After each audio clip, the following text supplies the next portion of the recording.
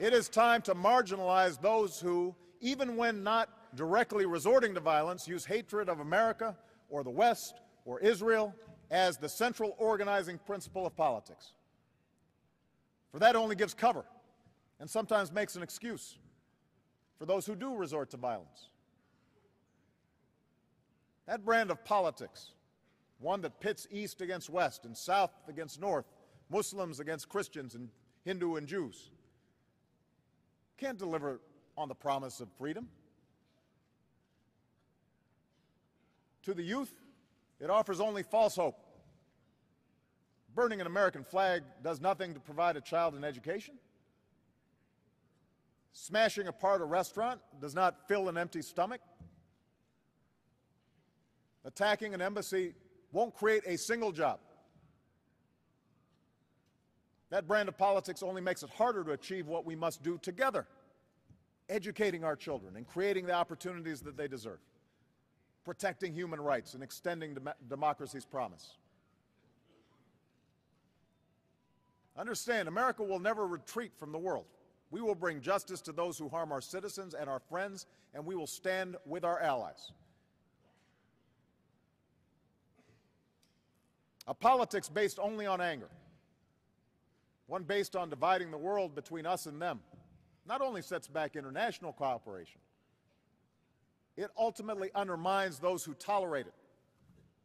All of us have an interest in standing up to these forces. Let us remember that Muslims have suffered the most at the hands of extremism. On the same day our civilians were killed in Benghazi, a Turkish police officer was murdered in Istanbul only days before his wedding. More than 10 Yemenis were killed in a car bomb in Sana'a. Several Afghan children were mourned by their parents just days after they were killed by a suicide bomber in Kabul. The impulse towards intolerance and violence may initially be focused on the West, but over time it cannot be contained. The same impulses towards extremism are used to justify war between Sunni and Shia, between tribes and clans. It leads not to strength and prosperity, but to chaos. In less than 2 years, we have seen largely peaceful protests bring more change to Muslim-majority countries than a decade of violence. And extremists understand this. Because they have nothing to offer to improve the lives of people, violence is their only way to stay relevant. They don't build, they only destroy. It is time to leave the call of violence and the politics of division behind. On so many issues, we face a choice between the promise of the future or the prisons of the past. And we cannot afford to get it wrong.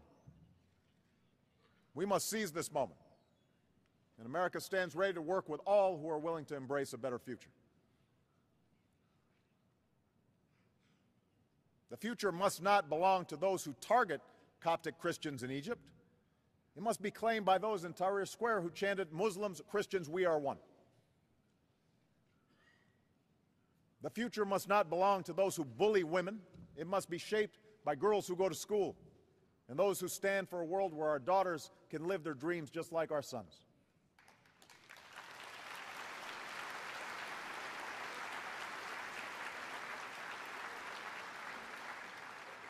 The future must not belong to those corrupt few who steal a country's resources. It must be won by the students and entrepreneurs, the workers and business owners who seek a broader prosperity for all people. Those are the women and men that America stands with. Theirs is the vision we will support.